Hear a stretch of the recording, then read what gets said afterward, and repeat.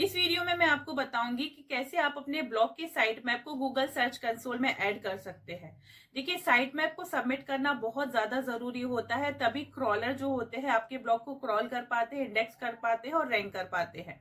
अगर आपका ब्लॉग जो है वो सही तरीके से क्रॉल नहीं होगा तो आपके ना ब्लॉग इंडेक्स होंगे और ना ही रैंकिंग होगी। तो इस वीडियो में मैं आपको बताऊंगी कि कैसे आप अपने ब्लॉग के साइट मैप को गूगल सर्च कंसोल में ऐड करें।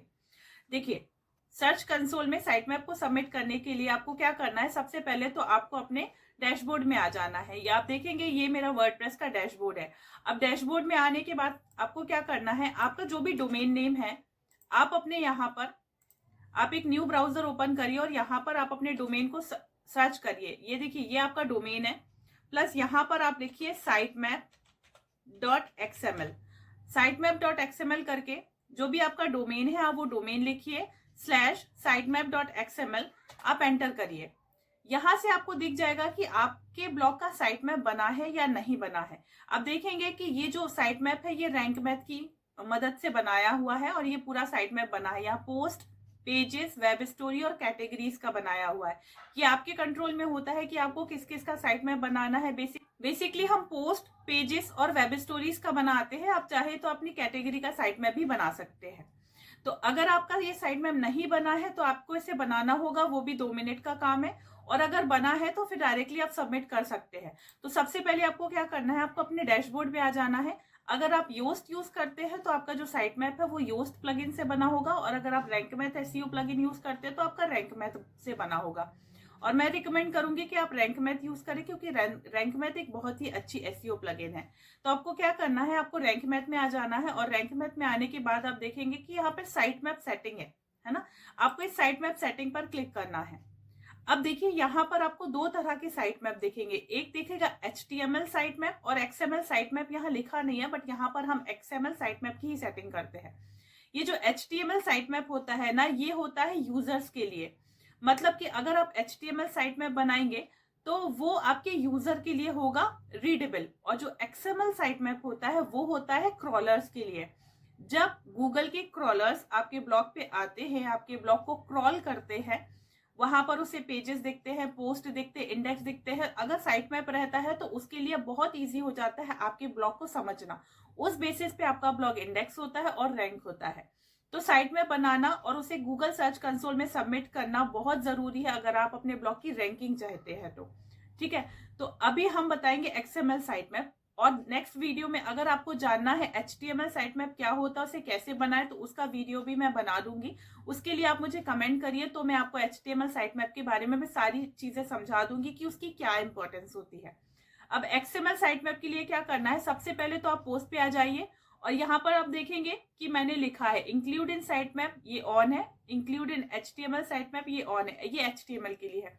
आप इंक्लूड इन साइट मैप जो विदाउट HTML है ना, वो XML साइट मैप है। ये देखिए, पोस्ट इंक्लूड है। पेजेस पे आ जाती हूँ, ये देखिए पेजेस इंक्लूडेड है। अटैचमेंट मैंने इंक्लूड नहीं किए हैं। लैंडिंग पेज इंक्लूडेड है। स्टोरीज इंक्लूडेड है। कैटेगरी इंक्लूडेड है। टैग नहीं इंक्लूडेड है। आप चाहे तो आप कैटेगरी को ना इंक्लूड करें, जरूरी नहीं है कैटेगरी इंक्लूड करना। और अगर आपको गूगल एडसेंस का अप्रूवल नहीं मिला है ना, तो आप इसे रहने दें, बाद में ही कैटेगरी इंक्लूड करें और इसे सेव चेंज पर क्लिक कर दें। इतना करने से क्या होगा कि आपका जो साइट मैप है वो बन जाएगा। इसके बाद आपको क्या करना है, आपको अपने सर्च कंसोल पे चले जाना है। अगर अभी तक आपने अपना गूगल सर्च कंसोल का अकाउंट नहीं बनाया है तो मैंने रिसेंटली एक वीडियो बनाई है, गूगल सर्च कंसोल में अकाउंट कैसे बनाना है और कैसे अपने ब्लॉग को ऐड करना है। आप इस वीडियो को देख लीजिए तो आप समझ जाएंगे कि गूगल सर्च कंसोल में अकाउंट कैसे बनाया जाता है। इसकी लिंक भी डिस्क्रिप्शन में दी है और वो भी चेक कर सकते हैं। तो ये देखिए, ये गूगल सर्च कंसोल का अकाउंट है जो मैंने पहले से बना के रखा है। आप इसके लेफ्ट हैंड साइड में साइट मैप पे चले जाइए। यहाँ साइट मैप पे जैसे ही आप क्लिक करेंगे आपके सामने कुछ ऐसा डैशबोर्ड आ जाएगा। यहाँ पर जो है ना वो आपके ब्लॉग का नाम होगा और इसके बाद ब्लैंक स्पेस होगा। अभी देखिए नीचे साइट मैप सबमिट नहीं है, तो आपको सिंपली कुछ नहीं करना है, आपको यहाँ पर लिखना है sitemap.xml। ठीक है, sitemap.xml लिख के आप यहाँ पर सबमिट कर दें। अब देखेंगे साइट मैप सबमिट सक्सेसफुली। ये देखिए, ये साइट मैप जो है ना सबमिट हो गया।